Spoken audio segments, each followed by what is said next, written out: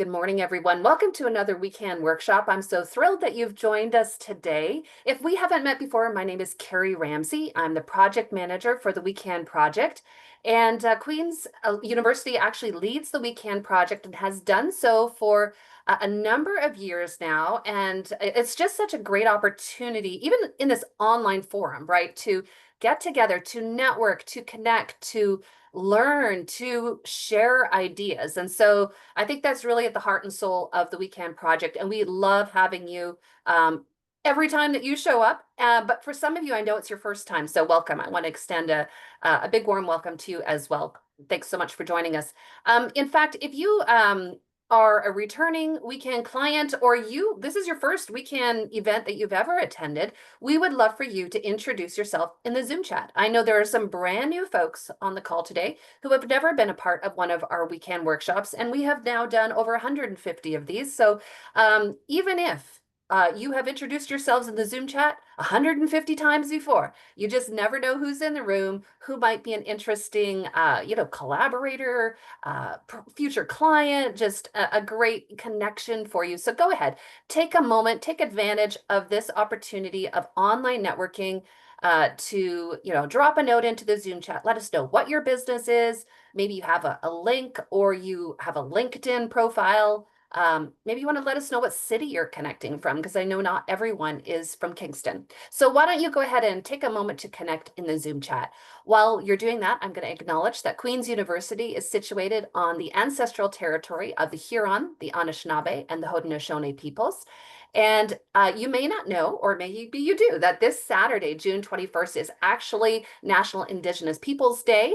And so this is a day where we recognize the rich history, heritage, resilience, and diversity of First Nations, Métis, and Inuit people in Canada. And so one of the things that I like to do sometimes during our land acknowledgement is to acknowledge one of our Indigenous business owners who is a Weekend client. And so today I'm going to highlight Bow Tied with Love, which is run by Heather MacArthur. I don't know if she's on the call today, but she actually runs Bow Tied with Love weddings and events based in Kingston. And so her business specializes in crafting personalized, stylish wedding experiences for modern couples looking for something intentional, elegant, and a little outside the box. So you can check her out for full service wedding planning, day of coordination, officiating services, and so much more. I put her link there, and I just wanted to acknowledge Heather MacArthur as one of our Indigenous owned businesses. And we absolutely love and adore serving a broad range of women entrepreneurs and also BIPOC folks, Black, Indigenous women, people of color who are a part of this incredible community. So thank you so much for joining us. If you are just hopping on the call, I invite you to join the others in introducing yourselves in the Zoom chat.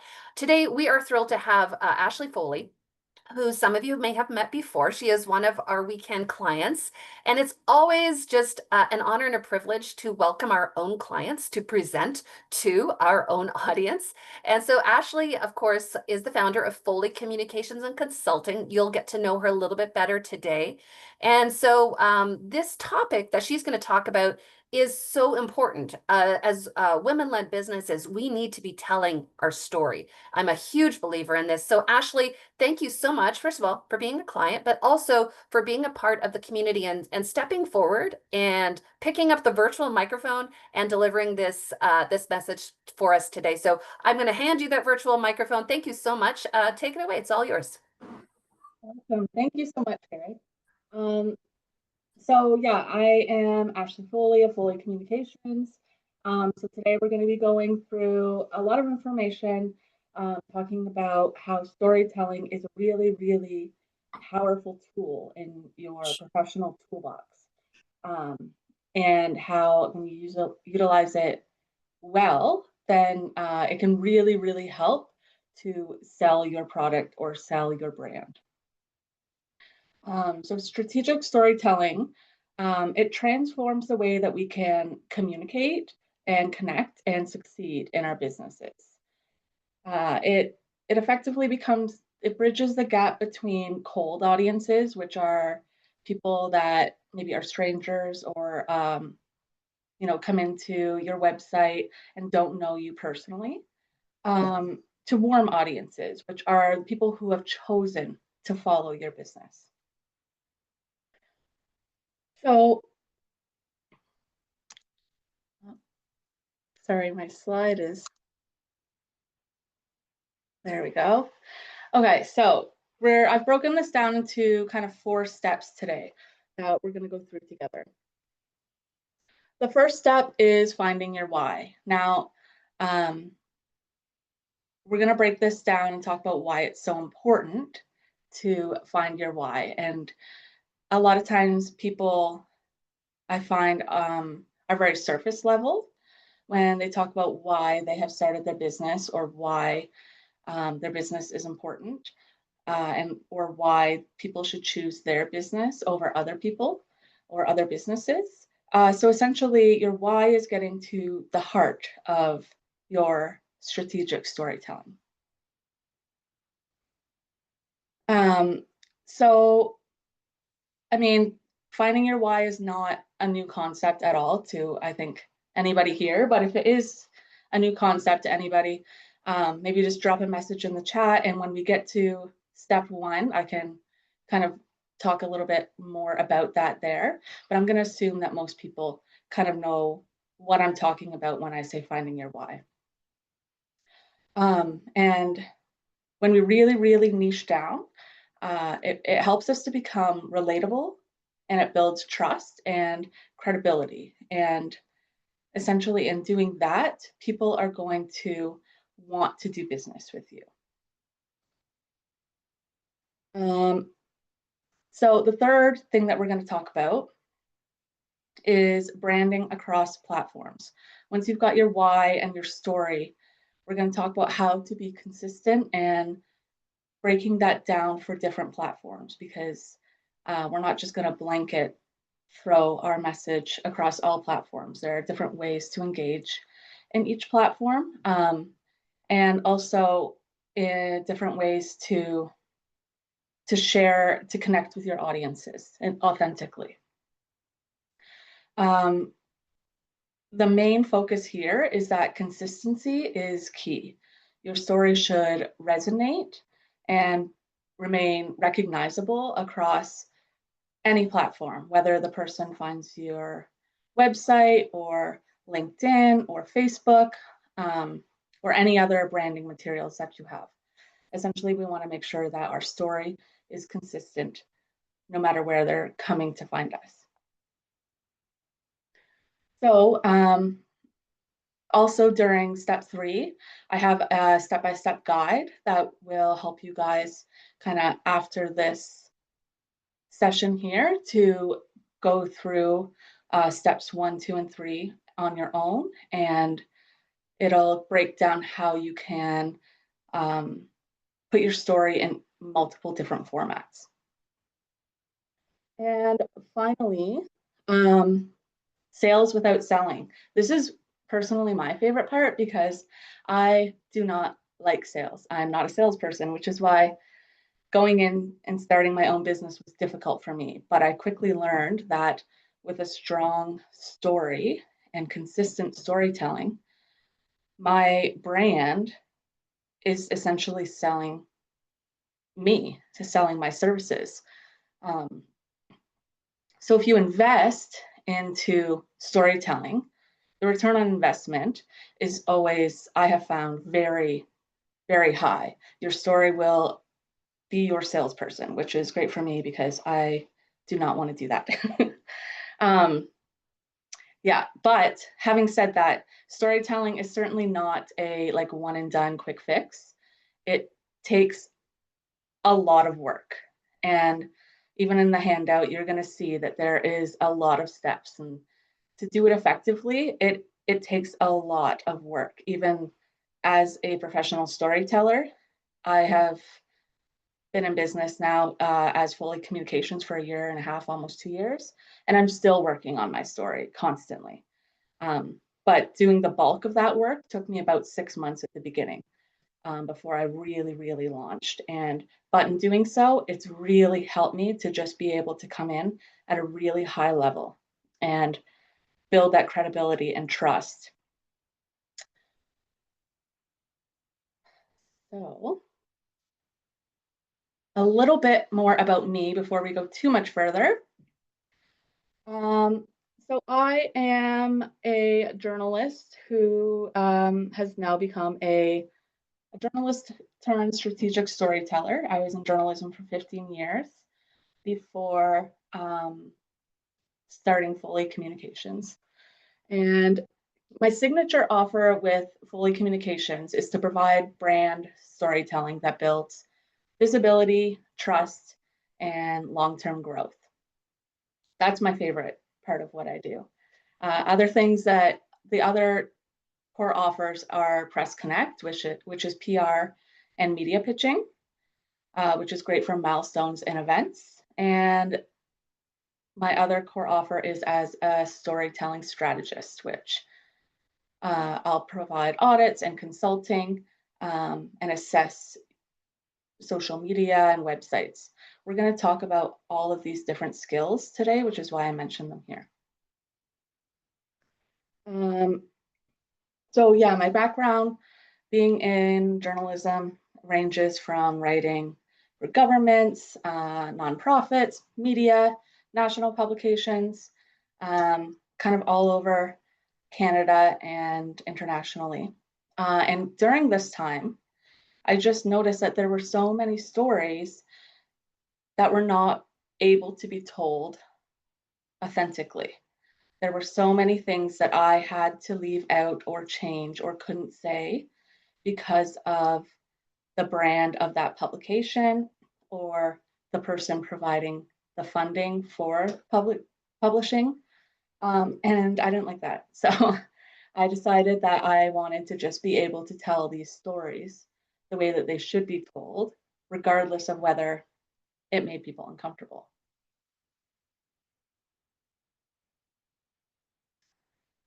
So, step one, um, finding our why. The why is essentially the foundation of your storytelling. This is your core reason for doing what you do. So, it's not just, I want to help people, it's very surface level. And a lot of times, that's kind of where we go because we rush into being uncomfortable, not wanting to share our story. But we need to go deeper and really get to the grit of why we are doing what we do and why we are the people that people should choose when they're looking to hire or purchase a product. So, when you understand your why, your brand becomes rooted and relatable. And essentially, your why it becomes your 1 to 2 sentence elevator pitch, which is also something we're going to talk about later. So instead of saying, I want to write stories, which is something that I sometimes say when I am kind of shying away from sharing my entire story, I could say, I want to help small businesses grow through strategic storytelling because real stories builds trust and trust leads to sales. And in saying that, I mean, you can already feel more of a connection there, I'm sure, from I want to write stories. I want to write stories is basically self-serving, whereas I want to help small businesses, and these are the reasons why. That builds that connection and that trust that it's not just about me providing my service, but it's also about you getting what you need out of my service. So the why, once we really niche it down, lays the foundation. And essentially, this will be kind of the guiding map of our brand voice, our marketing, online presence, and essentially it will create the emotional connection. And that's really, really key in storytelling. Because without a clear why, your message often feels very generic. Just like when I said, I want to tell stories, it's very generic. And if you don't really, really dig deep, your brand often won't stick, won't resonate with your clients. And if you don't have that emotional connection, chances are you're not going to get the conversion, the sales. So this is why your why holds your entire brand story together. Well, our next step, the 5 whys method. I sure that people have probably heard about this. The 5 whys is not something that I've created. I can't even remember exactly where it was founded. But if you need more information on this, or if you haven't heard of it, it's easily Googleable. The 5 why really helps to create clarity on your why. And the reason why I use this technique over others, or why I recommend it, is because it's just such a powerful tool to allow us to get down to the root. It really forces us to keep asking ourselves why. So if anybody here has used the 5 why method, feel free to drop something in the chat about that, about using it and how it has helped you. And if you haven't and you want more info on it, feel free to drop that in there. And at the end of the Q&A, I can help you and address those. So my favorite thing about the 5 whys is that it's easy. Anybody can do it. I literally can do this and have done this with my children who are under 10. You just simply ask yourself why 5 times. Each time you give your answer, you examine why, and you dig deeper each time. Each time you move closer to your core passion or your core reason for doing the things that you do, or for your business, or whatever it is, because I use the 5 whys not just professionally. You can use it in your personal life, or any range of question that you are debating. So yeah, the 5 whys, it's very straightforward, but it's extremely effective. And I actually presented the 5 why method last week at a Brazen event, a Brazen workshop. And I had Wendy, who's here with us today. She joined us for that. So she already is somewhat aware of the 5 whys and how I use that in storytelling. So I'm going to volunteer or voluntold Wendy to share her 5 whys with us so that we can work through it. And you guys can kind of see how it works in regards to storytelling and how it helps you to focus your story and your business. Yep, happy to help. Awesome. Do you want me to start with the main one, or do you want to kind of guide it? Yeah, why don't you start? Like, the why is essentially why you started your business. All right. So to provide support for health and wellness professionals and other Canadian small business owners. Okay. Why is it important that you want to provide that help? Why? Because small businesses often struggle to manage administrative, client, team, or operational tasks on their own. Okay. Why? Because many small business owners are doing everything themselves, don't have the time, systems, or the team in place to stay organized and consistent. Okay. And why? Because they're focused on serving their clients and growing their business, and often don't know where to start when it comes to delegation or outsourcing. Okay. And I think this is the last one, right? We're at the 5th one now. Why? Yeah. Because having a reliable, proactive virtual assistant they can trust gives them freedom to grow, avoid burnout, and stay focused on what they do best. Perfect. So if you don't mind, could you just read out again your first and your last why so we can kind of see where it transitioned? Yeah, absolutely. So my first one was to provide support for health and wellness professionals and other Canadian small business owners. And then where we got to at the end was because having a reliable, proactive virtual assistant they can trust gives them the freedom to grow, avoid burnout, and stay focused on what they do best. Yeah. Yeah. See, and I really like the way that after the fifth why, you really got to how you are serving your client more so than kind of a surface level of that you help these clients. But at the fifth, it really dug deep into what it's going to look like and how you're going to essentially change their lives, change their working day. And like for me, after when you said the first why, personally, it didn't resonate with me. But the fifth one, I was like, oh yeah, I can relate to burnout. I can relate to like wanting to get some of my time back. Yeah, so thank you. I appreciate that. Is there anybody else who either wants to help refine Wendy's or wants to also share their five whys if you want to kind of talk it through? Yeah, it might be fun to have someone else on the call who wants to go on through theirs because they might not know Wendy's business enough to go further. But yeah, is there somebody that wants to I see some head and nodding, so my extroverts are going to jump in.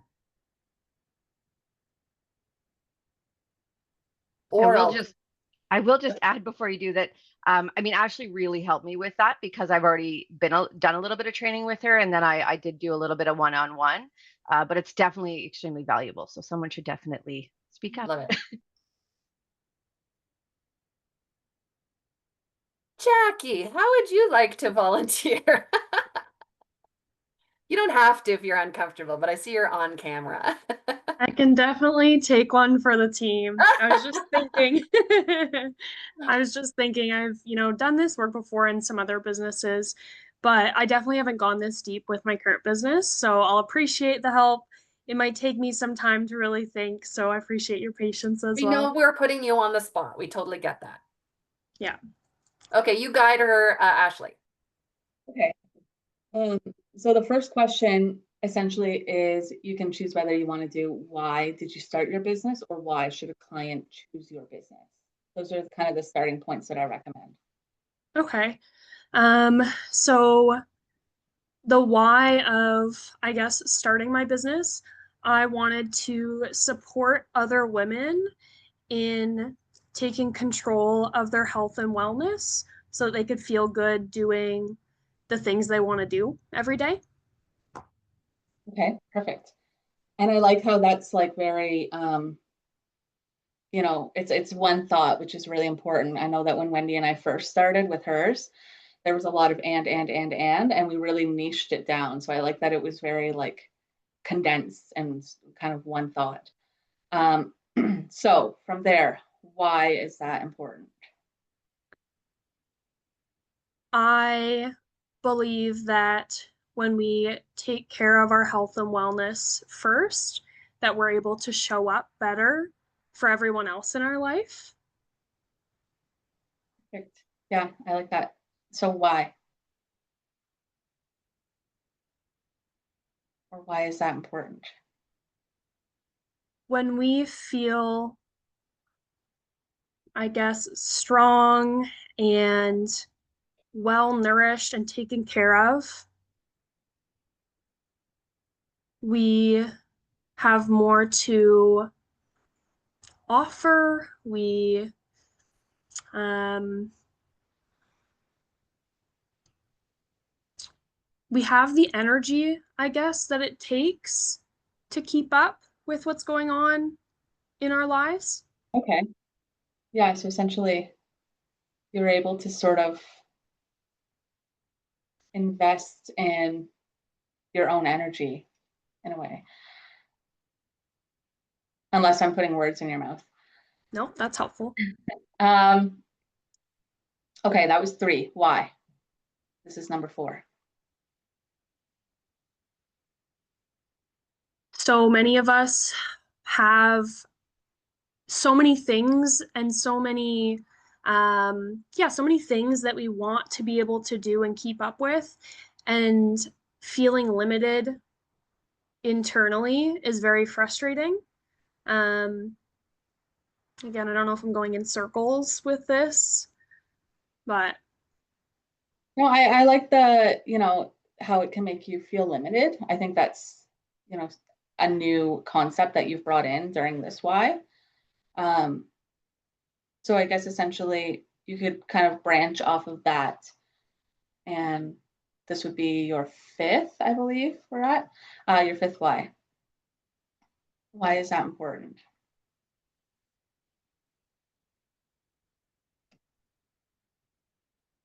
It is easier when it's all written down. You can kind of look at where you, but I think essentially it was, why is it important to provide support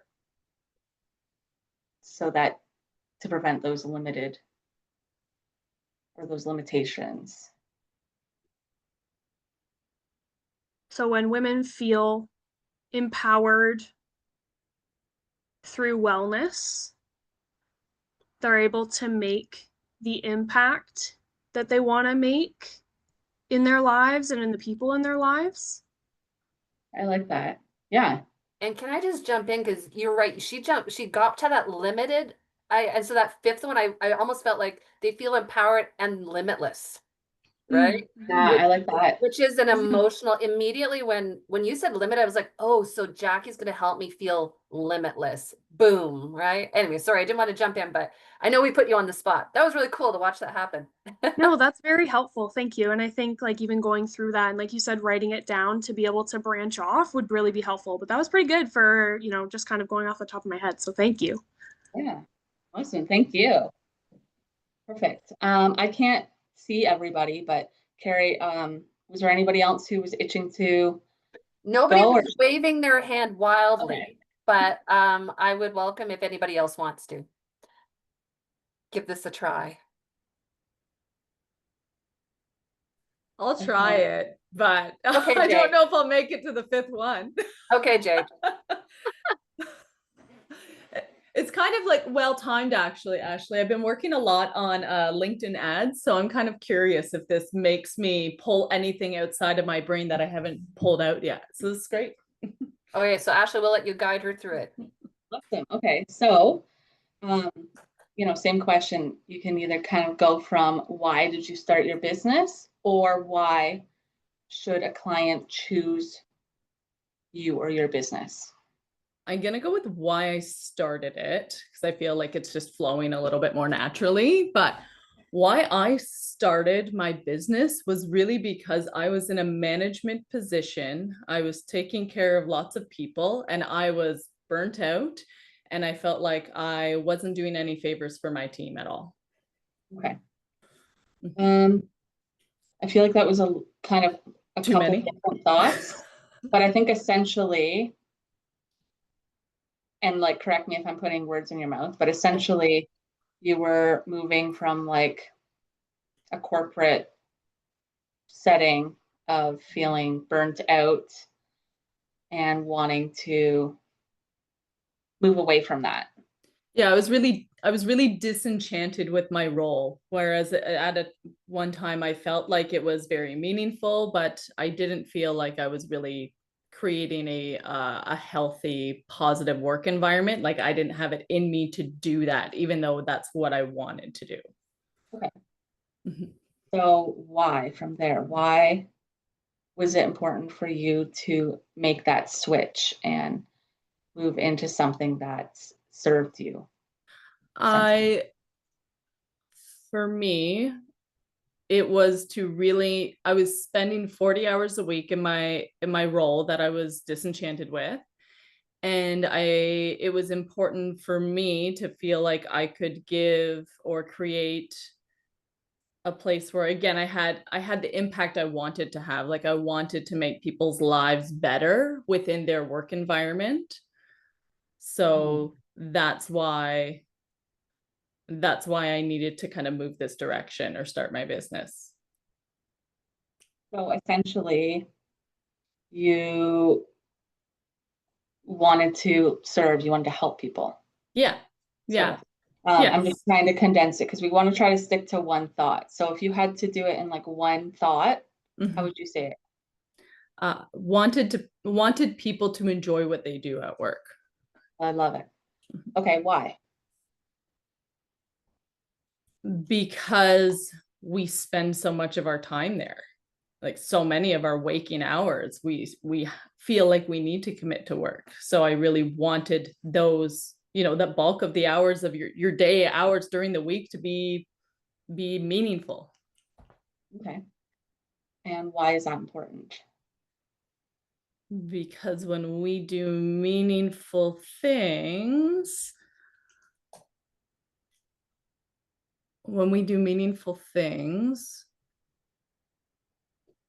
hang on here. This is tough. This is what I said. I don't know if I'm going to make it to 5. It is tough. It is. I'm not gonna, yeah, it certainly is tough. I heard you say though that a phrase meaningful work Yeah. actually was really key. And I actually know what you do also. So, okay, so if your why is you want people to have meaningful work, why is that important? I guess meaningful work means you feel as though like you have a really, I guess in essence, like a life that is meaningful too, right? Like to me, work and that time that you have, that finite amount of time, I want it to be valuable. Like I want to have some kind of, and I'm going to use the word impact again. I use that a lot in what I do and what I talk about. I'm not trying to copycat, I swear. But really it is like having kind of like a valuable impact in your own world, right? I like that. So kind of bridging from that, like why would that be important?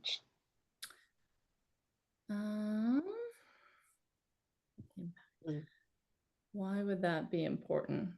Well, really, it's like you feel good, right? You feel good. And then I think when you do feel good, you have the bandwidth to do more good. You have the drive, the want, the desire, like those things that we're craving all the time. It just fuels that. It's like talking the talk and walking the walk, sort of. If you're doing good things, you're going to want to continue to do good things. It's almost, if you're feeling good. It's like, and too, then that like that good feeling, like it spills out of you onto others, right? Like it's like that overflowing cup, and people like that feeling, and they feel good when they can then have these meaningful connections and help others feel good as well. Like it's so contagious. But to get to that point, it can take a little bit, right? Especially when you go from that disenchanted, burnt out feeling to get to my cup is overflowing and I'm happy to, have a great and wonderful life with all of these other people. Yeah. There's some good chat in the Zoom chat, Jade. Also some feedback there. Check that out. I love that. Ooh, nice. Thank you. Thanks, thanks. That was 5, right? Yeah, I think so. Yeah. I don't know. I think so. I think I counted 5. So that was really cool. Thanks, Jade. Awesome. Yeah, thank you. Back to you, Ashley. And sorry. It's funny that you said that it's hard, because a lot of times doing this work can be uncomfortable. And I kind of love the uncomfortable stage, because that's where we have the growth.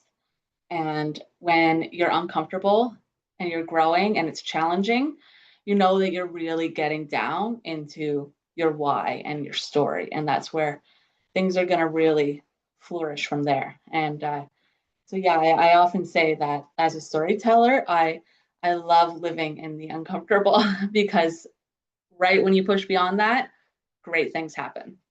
What I heard when Jade was speaking also was her origin story came out. Like I was in corporate, I felt like this, and then right away that's relatable. It's just if I'm in that space, oh, Jade's the one for me because she was there, she experienced. So that's her story, but that even came out through her why. So I just wanted to say, like, your origin story it made a lot of sense to me. Anyways, Ashley, over to you.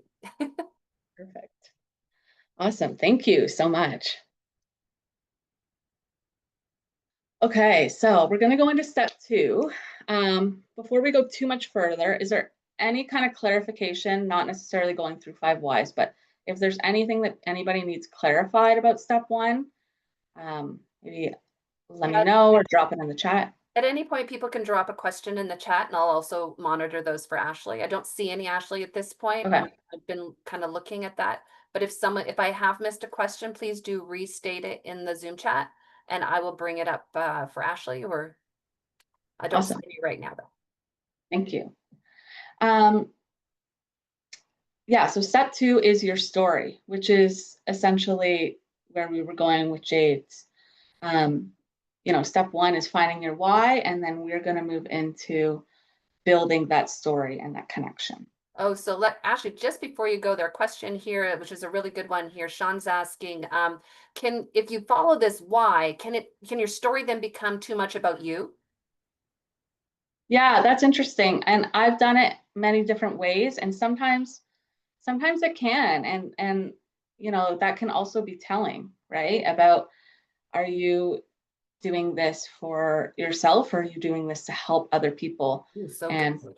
So good. yeah, yeah. And another thing is that when I go through the 5 whys, all those middle sections, they're also really important. They're juicy, right? And you can use those to pull for content for social media and things like that. They can also be really helping guiding, different stories. And it's almost important to have that person like you who is guiding them through it and reflecting back. Like if you do it on your own, I can see what Sean's point is, like that you can get caught up in the me story and not the we story. But Mhm. having you, Ashley, or a coach or someone, you can redirect, right? And so Yeah. that's I mean, a lot of us are solopreneurs on this call. So having that person really does make sense. And I don't know, that's how I would respond to Sean's question as well. Just your role is to make sure it doesn't get to be too much we and it's more we. Yeah, exactly. Yeah. Awesome. Thank you for the question. So essentially in step 2, we're going to talk about how your storytelling is going to build your trust, credibility, and emotional connection.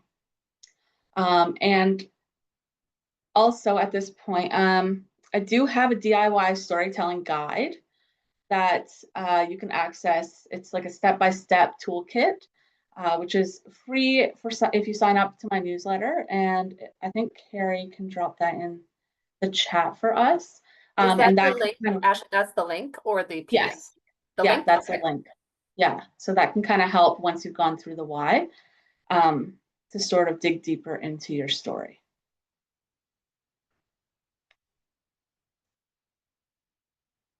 So why is storytelling so important in business? Essentially, people are going to remember stories, not necessarily the services or the sales pitches, as lovely as they are. When I come away from networking events, I remember people's stories that we have, after their pitch, when we just get talking about how they got to where they are. That's what really brings me in, and that's where I am going to want to invest my energy and my money. So the goal with storytelling isn't necessarily to be flashy and impress. It's to build a genuine connection. And so when we focus on becoming relatable, we can share moments of struggle, growth, lessons, and turning points. And I find that sharing your struggle is often something that people shy away from. We all want to look as though we've got it all together, and we, didn't have any trips along the way.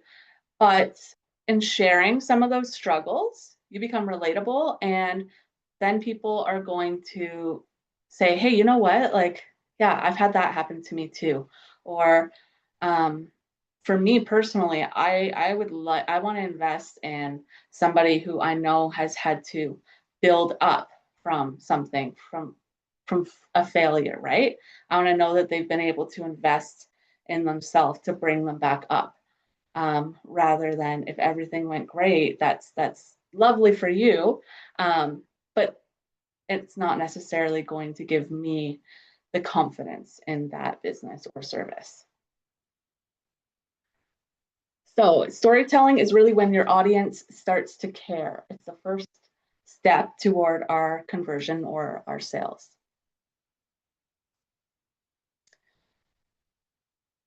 So, and storytelling builds emotional connection, which then leads to trust, credibility, and value. This emotional connection when people feel connected, they want to be more engaged. They want to invest their time, their energy, even if people are not going to, even if there isn't a financial investment, that emotional connection can lead to many, many referrals, which, is the gold in entrepreneurship. There's been many, many people that I have shared storytelling for and with. And oftentimes the people in our initial networks may not be the people that are going to purchase our services or products, but those people will know people, but they're not going to refer you if they don't have an investment in you. So in sharing stories, we can create trust. It's really the first step in building a relationship, and in business, business is relationship building, especially, for us here in Bay of Quinte and Kingston, smaller towns. Storytelling is really essential. So it's not just about what you offer, but we're also focusing on why that matters, why what you offer matters to the client. So we want to bridge that deeper connection between your audience and your expertise. How you really need to evaluate, doing your client research and your why, and then you can start to bridge the two together and come up with your story and how your expertise can fill the gap that your clients are looking for.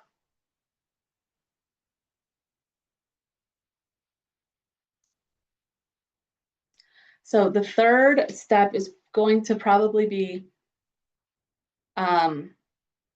it's got a few different steps with it. So before we kind of dive into that, is there any clarity that people need?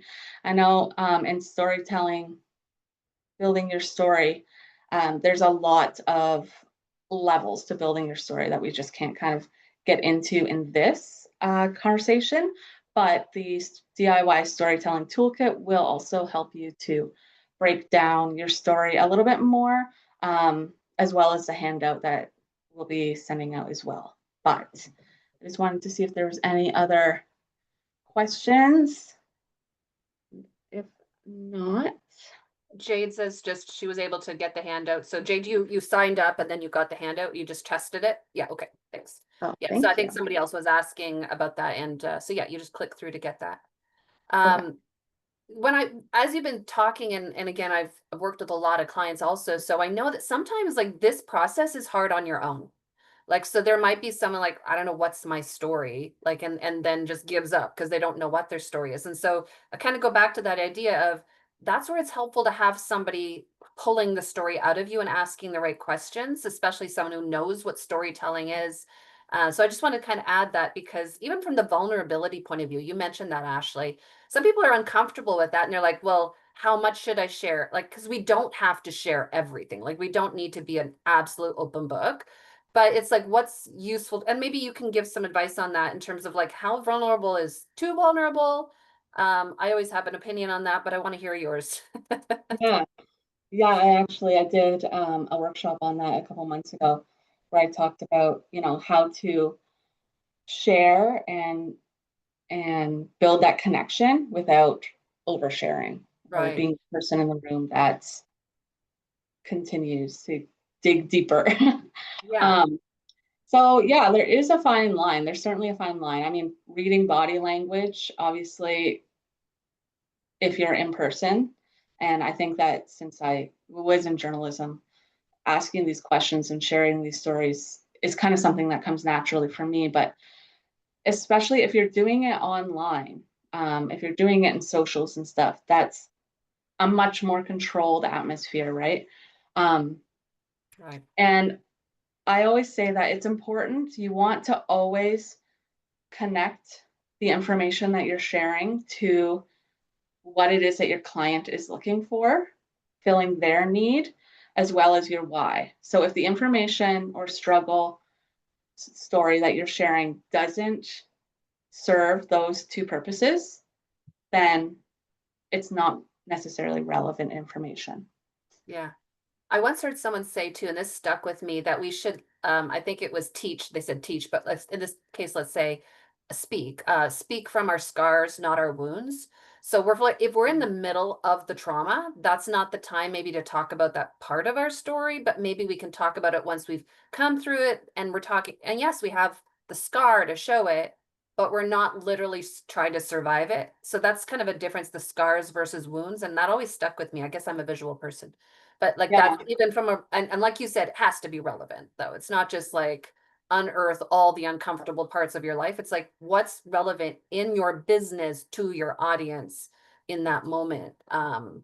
Which is, yeah, it's like you say, a fine line.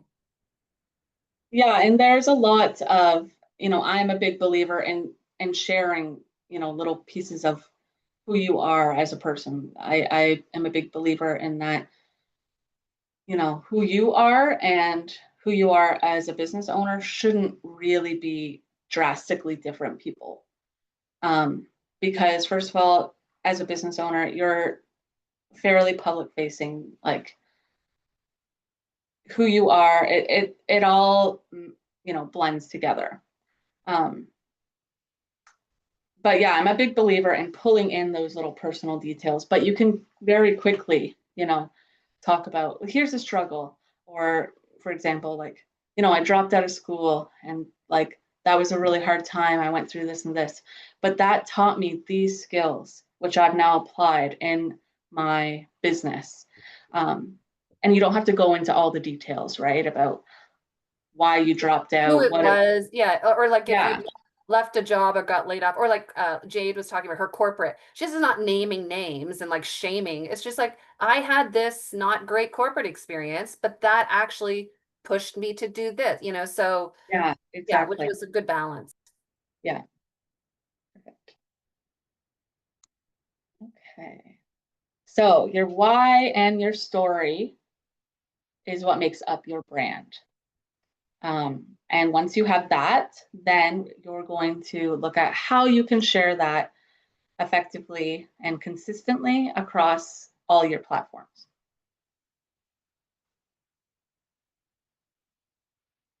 So it's crucial when you do all this work, and that's the bulk of the work, the why and the story.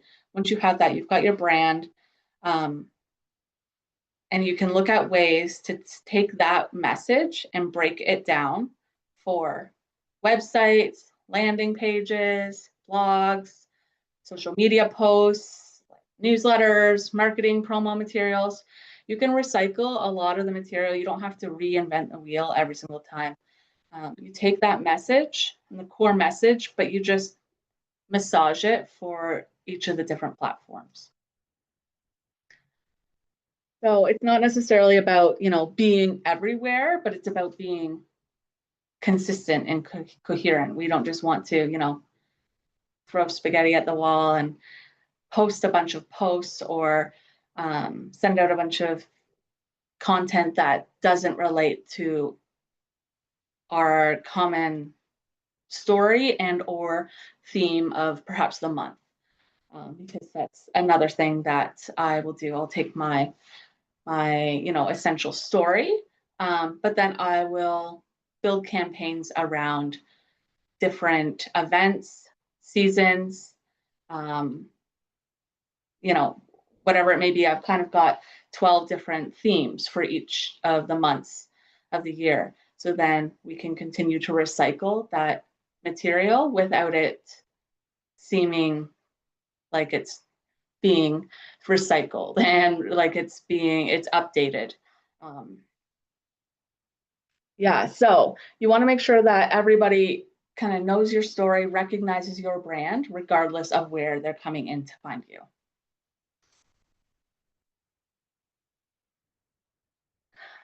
So here we can talk about how to transform your brand into a consistent voice across all platforms. So Carrie, if you don't mind dropping the handout into the chat, you guys can either look at it while we're going through here, or you can just look at it later. A lot of the information will be similar, but there's also in this session, I'm just going to talk about social media, website, your pitch, and media or PR. The handout talks about a few other ways to, a few other platforms that you can utilize.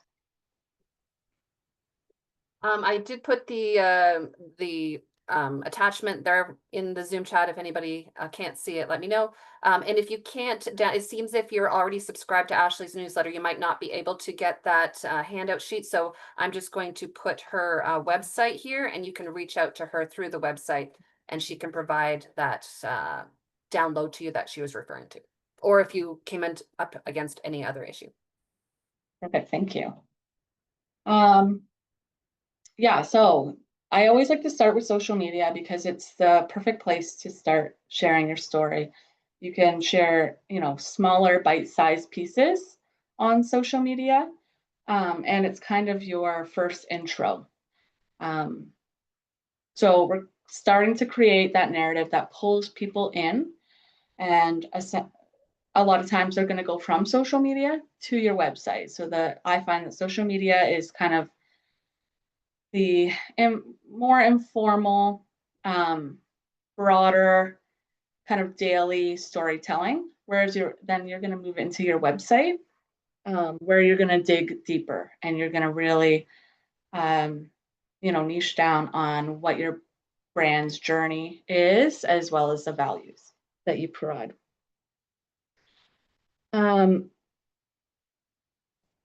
From there, because then at that point, you've essentially got a fairly consistent story that you have put on your website. And from there, you can break that down into your elevator pitch, which also you can niche down in doing your 5 whys. The most important thing here is to make sure that it's really clear, it's really compelling, and it's concise. And then for the 4th section we're going to talk about, I find that a lot of entrepreneurs, small businesses, sort of skip over this last very, very important piece, which is sharing your story to the media or using it in public relations. Getting buy-in from the media, a third party, who, an unpaid third party, it can really, really build your credibility. It strengthens your brand and will convert to sales, because if there's somebody who's sharing your story on a broad basis who has absolutely no investment into your business, that really resonates. And so that is a huge, huge piece. It's why it's a huge piece of Foley Communications, because in getting that, you're able to elevate your business so much quicker. So we will go into more on that when we get to that piece. So social media. The key elements here is to be relatable, have some insight, and then your CTA. So in being relatable, this is where you're going to share struggles, lessons, everyday life experiences. It's allowing your audience to connect with you on more of a personal level. And essentially, in sharing little pieces of you and your business, you're becoming more approachable and human. It's not just, a business without a person behind it. It's really important to also show who we are behind our businesses. The insight from there, you're going to talk about the lessons that you've learned and some of the values. And we're going to build meaningful connection with our with our audiences. Essentially, we're getting into the why here. And then finally, you always want to have a gentle call to action. So it can even be as simple as, comment or book a call or share this or like it. But you want to encourage some sort of step, some sort of engagement. And that not only, builds your connection with that person, but it also helps to spread your story across their platforms as well. So when you implement all of these effectively, your story is not just heard, but your story is also felt, which as a storyteller, this is my favorite part. So as an example, I wanted to share stories that were not biased by the publisher or editor. That's the struggle that I felt. I founded Foley Communications so I could tell real stories the way they deserve to be told. This is the insight. This is ensuring that the stories that we tell are, genuine and relatable. And then a call to action at the end. What's your story? Let's book a free consult to find out. So I would invite all of you to, think about your own stories and your narratives. And if there are any that you think that you'd like to share, like on your socials, or if you're not sure, if you want to talk them through, feel free to put those in the chat and we can go through them, or we can talk about how you could share those effectively when we get to the Q&A at the end. So, story to platform for the website. Essentially, we're going to be implementing our why, your business story or the journey, and it's very important to acknowledge who it is that you're serving. So here you wanted to think about like what passion or project or problem has helped to drive your business to where you are today.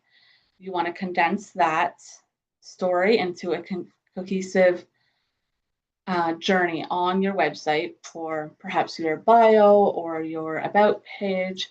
And that's going to help people not only see where you came from, but that bridging that connection to how you're going to help fill what it is that they are looking for. So here it's also good to include any challenges, milestones, professional growth. Those are all going to help to build your credibility in your story. And who you serve, you want to kind of focus on how is it that you can make a difference in their lives. That's the most important piece. A lot of times in storytelling, we get caught up in our story and our journey, but it's really important every single time we are sharing and using storytelling techniques that we relate it back to how this is going to improve their lives, your clients' lives.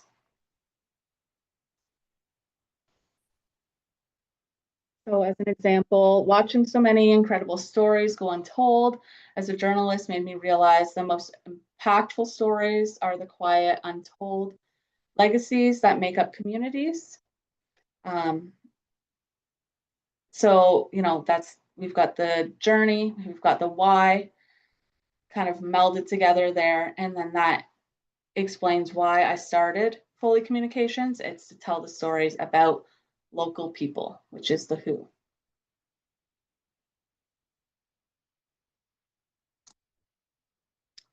So, elevator pitch.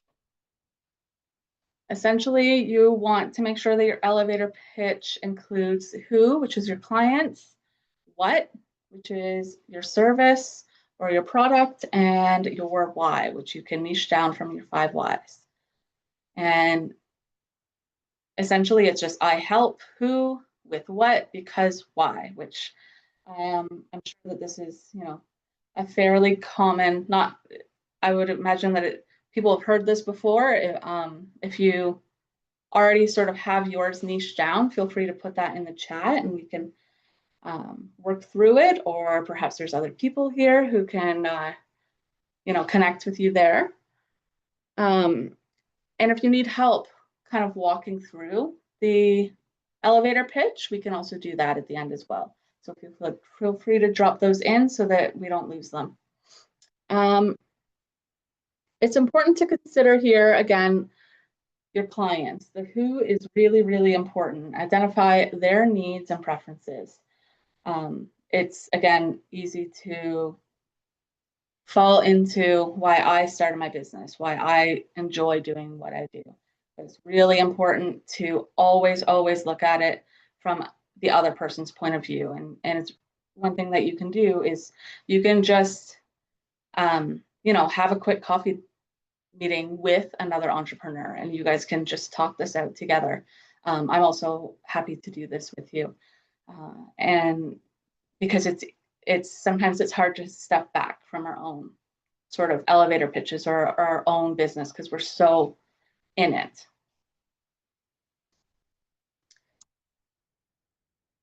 So an example, I help small businesses and entrepreneurs, which are the who, grow through strategic storytelling. The what, because real stories build trust, which leads to sales. That's the why.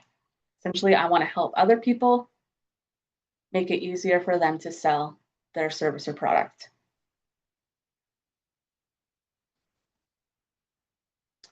So media and PR, I feel like this is usually a pretty popular topic. Essentially, the media is not interested in covering your sales events or your promo, but they will share your story. That is kind of the secret sauce to PR and media relations. You want to focus on your story rather than the service that you provide. And for media, if there's a way that you can connect your story with the general community or public, that is your key to having them pick it up because they don't need to pick up your story. I've been on the other side of the news release and we get a whole bunch come in all the time. There's so many. And if it's not something that we think is, people are going to want to pick up, they're going to want to read, they're going to want to share and connect with, then it just gets thrown away because journalists are receiving multiple, usually, press releases a day. You want yours to stand out. And in order to do that, you're going to share your story and how that story is going to connect with their readers. And that's a really important thing too, is to explain in the pitch, this is going to resonate with your readers and this is why. Ashley, I'll just slide in there because again, in Weekend, I talked to so many of our women entrepreneurs. And one of the things I sort of signal also is the story that you're giving to the media in the public interest? Again, you mentioned it's not about you, your promotion or your sale, but if you can create a story that is interesting and it's in the public interest, that's really the role of the media, is to report on things of public interest. So it's kind of helps to shape your story. Like, why is what this story is that I want the journalist to run, why would they run it? How does it serve the public when they serve it to their audience? So I just wanted to frame that a little bit. If maybe there's someone in the audience that helped with those words, but what you're saying is dead on. Yeah. Yeah. Okay. Thank you. Yeah. And a lot of people will, that I do press connect or pitching with, they'll say, well, I don't really have anything newsworthy right now. But you can essentially make anything newsworthy if you've got a story. If you've got the story and you can show how you can connect that to their readers or their audience, then you've got a press release. So some key examples. These are perfect times to do a press release where you can share your story, but it also makes it very, very newsy is when you've got years of service. So if you've got 1, 5, 10, 15 years of service, you can do a celebration of here's my years of service. Here's all the impact that I've had on our community over these years. If you've got a fundraiser or an event, press release. Because essentially, if you're planning an event or a fundraiser, that's not even necessarily about your business. You're providing a service, which makes it way more likely that it's going to be picked up. And in doing so, you're still going to get that credibility because your name and your business will still be attached to the event. Any sort of giving back to the community, overcoming a loss or a challenge or any sort of accomplishment, celebrations. One thing that I did recently for Foley Tree Service, which is my brother's company, we had the big ice storm in the end of March, and there's all these businesses locally, and even up in Niagara, who, I guess, quote unquote, are in competition with each other. However, they all came together just on their own. My brother, hired all of these different companies. He brought some down from Niagara, he brought in from Napanee, and they all worked together to, help with the storm damage. He had his 2 crews, he had a Napanee crew, he had all these crews that all came together in the Quinte region and were able in like 2 weeks to get everybody's trees removed, to get power restored. And so that right there, I framed that in a way that was, collaboration, coming together. And it was picked up and it was published, in print as well as distributed all over online, because it was not only a collaboration of services, but it was a collaboration of communities coming together. So things like that. And, it was something that even my brother and the people who worked for him in his office, they didn't consider that. They were just like, well, we're just doing our job. But if you can take a step back and really look at the story of that, that's where you're going to get that credibility, and that's what the media is going to pick up. And the media was very happy and willing to pick up that story.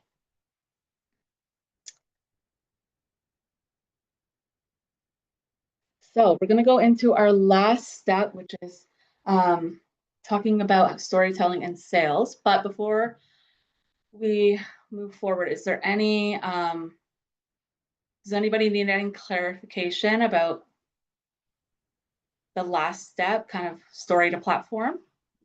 Yeah, Jackie had just meant, I think it was Jackie was mentioning, sometimes it's challenging to get your elevator pitch so it's not wordy. So it actually flows off your tongue. Like it is designed to be something you say, not something you write. So do you have any suggestion or tips for creating that elevator pitch in such a way that doesn't seem you're just rhyming off something you memorized and wrote awkwardly, and now you're just memorizing it and regurgitating it, which isn't authentic or relevant. It's we all know when that happens. So how can we do that better? For me, I just don't even try to memorize it, because if I try to memorize it, then I'm going to trip over my words when I get something wrong.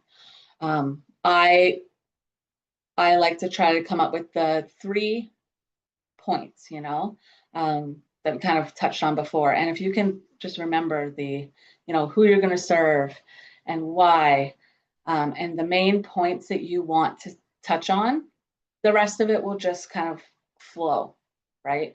And it might not flow perfectly the first few times, but you also don't want it to seem too rehearsed, right? If you're going to a networking event and somebody says every single thing about what they do and how they do it perfectly, that doesn't feel authentic, at least to myself.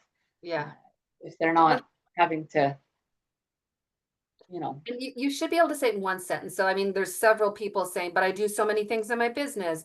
And then I know Wendy just dropped a whole paragraph there. It's like, if you can't say it in a breath, it's, it's too long. And so people, I think, really get nervous about only saying, I helped this group do this group so that this can happen. And that's it. And so what happens in a real conversation, I was just at a networking event last night, is that People like you just drop that. You don't have to say everything in the elevator pitch. And then people are like, oh, that's interesting. Tell me more. Right. So it's just how can you create that little phrase almost, or this very short sentence, then prompt someone to say, oh, tell me more. It's just starting the conversation. It's not the whole conversation. And I think that people get bogged down with that. So if you can't say it in a breath, it's too long. Yeah, and I mean, and there are different, your elevator pitch that we're talking about today is essentially your, 1 to 2 sentence, 30-second pitch. But then you should also have prepared a 2-minute pitch, which is if the person says, oh, tell me more, that's where you're going to go into that detail. Essentially, your first pitch is just opening up the conversation and having that person want to engage. And then from there, you have your 2-minute. And then from there, you would have like a 5-minute pitch if you were maybe presenting or something at an event, or if you're being introduced. I'm looking through the chat and I see Jade. I just, that one popped out at me because it's so short, but it's even, Jade could be saying like, so what do you do, Jade? I help people in the workforce enjoy what they do, evolve as leaders, and earn more money. Like, and that would be like, tell me more. But it's like, it can be shortened. And again, I think this comes back to your skill set, Ashley, is that this is not like people did not all go to journalism school. So we have to recognize there are people with this skill set. So when we get hard on ourselves, it's kind of like, well, do you do your own bookkeeping? Hopefully not, by the way, unless you're a bookkeeper. But it's like people have skill sets. That's why we use the people around us. And that's why we attend workshops, and we learn. So. Yeah, perfect. Thank you. Okay, into your sales. So as I mentioned before, your story sells for you. Storytelling is evergreen, and it's an investment where the return on investment is always going to be great. It's always going to continue to work for you and bring you sales. So I'll just signal that we have 15 minutes left, Ashley. Thank you. In storytelling, once you've done all this work, which for me, I mean, that was about 4 to 6 months worth of work of really building my story, my brand. Once that's done, your brand will continue to just drive your business and your sales without you essentially having to lift a finger. Now, this is after a lot of work, and you're always building, right? You're always going to continue to use that brand. But now I've got such a good core brand and story that I just go to that and I can pull for different events. And even in terms of our elevator pitch, like you're going to alter your story or your brand or your elevator pitch for whatever that community is that you are in, or whatever the room is that you are in. But because all that work's already been done, you're going to be able to just break that down and move forward within minutes, if not an hour.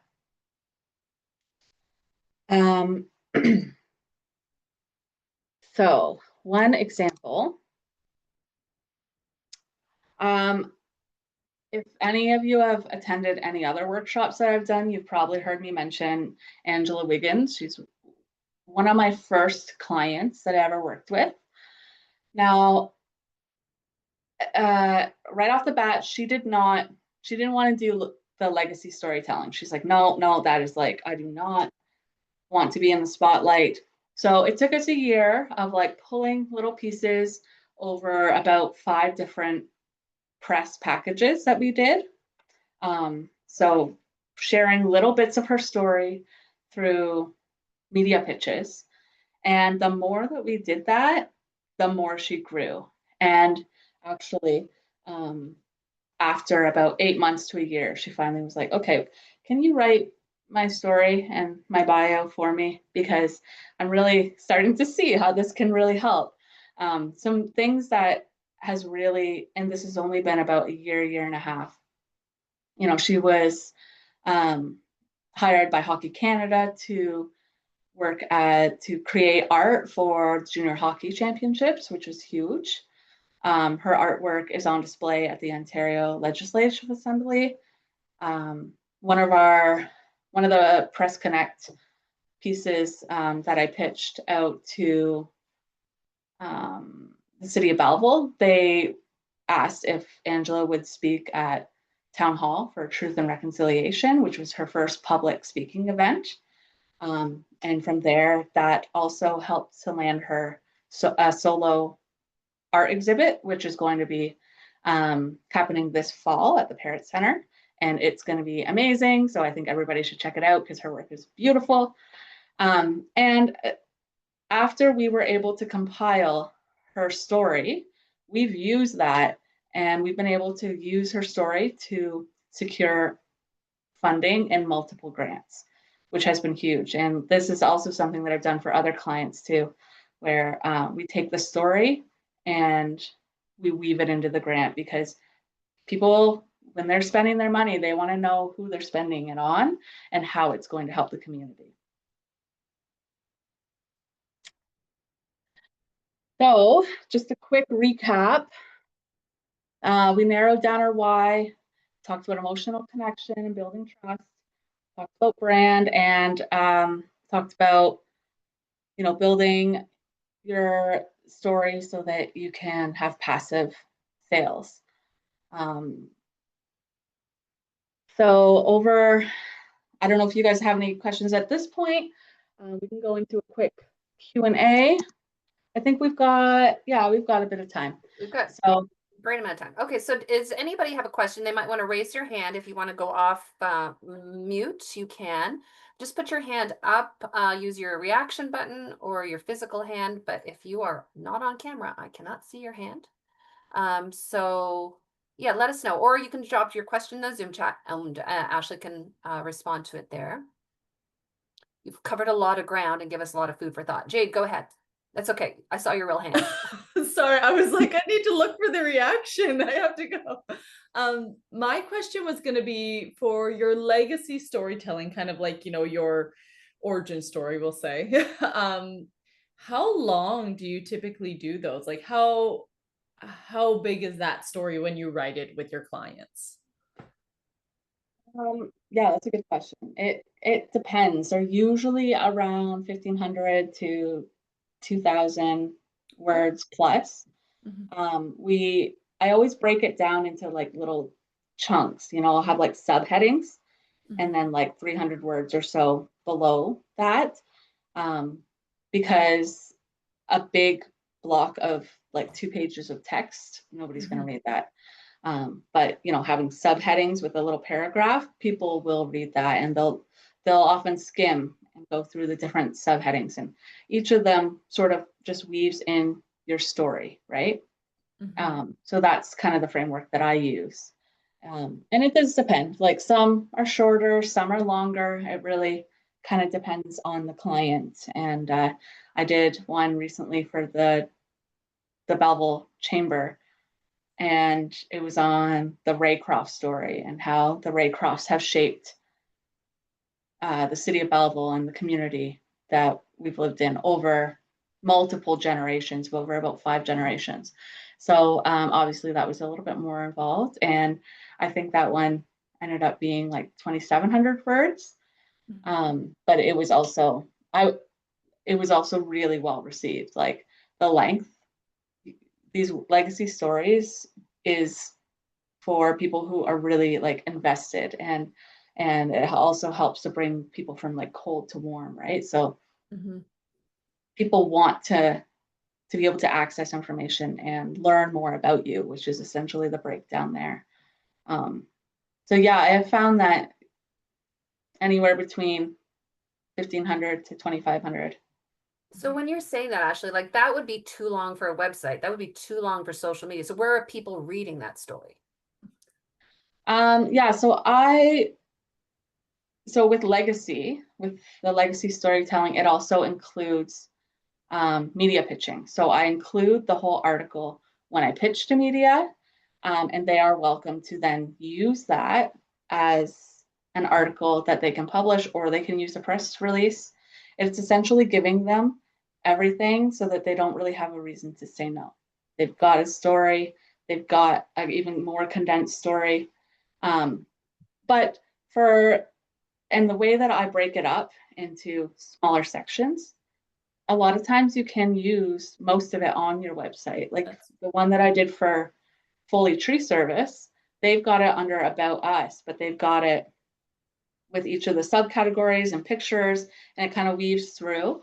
And for my website, I've used mine, but I've kind of weaved it throughout my entire website. So I've got different sections on different pages.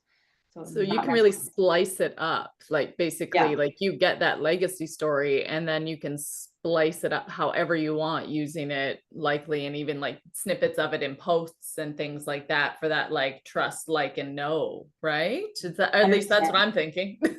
Yeah. And so another thing like with legacy is that I'll create 4 posts that goes with that content for them to use. Like I'll create the written content for it, but I also always recommend that each of those subsections, you can take that, and that right there is a post. You can also post your entire legacy story. Normally, depending, like, I mean, the 2,500 word one, maybe not, but like maybe the 1,200, 1,500 word one, you can post that generally on LinkedIn, or you can at least link it. Like, here's a intro, read the rest here. So a lot of times you're not necessarily posting the entire story places, but I do recommend posting it on your website because that allows you to share it in so many different ways and link it to the website.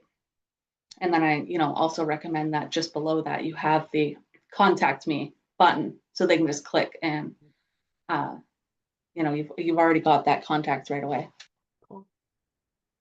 Great question, Jay. Thank you. Any other questions as we're wrapping up here today? I know lunch hour is right around the corner. Just don't want to miss any. I'm looking into the Zoom chat. And I know that Ashley also, before you drop off the call, she has something to offer you. So Ashley, maybe go forward in that slide. Okay, sure. Maybe go ahead and do that. And then anyone needs to drop off can do so. But if there's a question, put it in the Zoom chat. We'll try to address it before the time. Perfect. Thank you.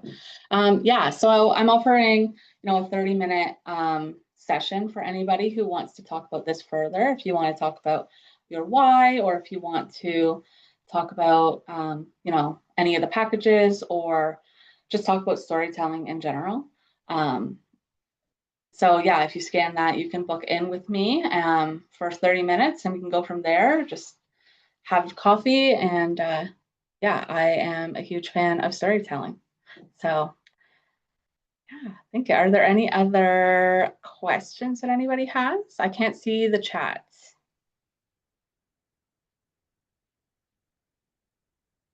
No, I'm not seeing any questions in the chat. I was just looking at the summary.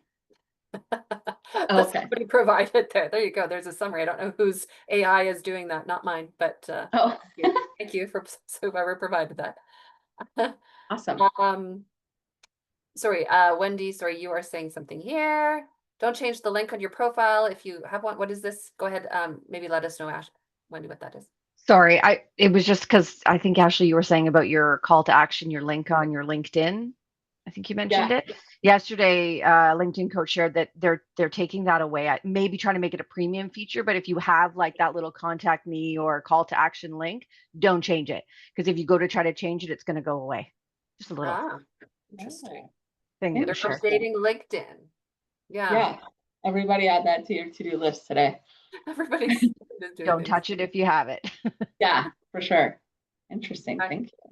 So seeing no questions, I have a feeling though, Ashley, that you'll get some follow-up, and I believe that's a free consultation. I don't think you use the word free, but there's no cost for that 30-minute consultation with Ashley, and that might just get you started along the path that you have been wondering about. So by all means, reach out, ask Ashley your follow-up questions. And Ashley, just thank you on behalf of all of us for sharing what you're passionate about and what you are highly skilled at. We really appreciate it. And this just speaks to the absolute richness of this weekend community, how many skills and talents we have, and we can share those amongst each other. And that makes us all all better at what we do. So thank you everyone for joining us. It's a pleasure. And if anyone's missing out on anything, you have Ashley's email right there, ashley@foleycommunications.ca. Follow up with her if any of the links are not working for you. All right. Thank you so much, everyone. Thank you, Ashley. Take care, all.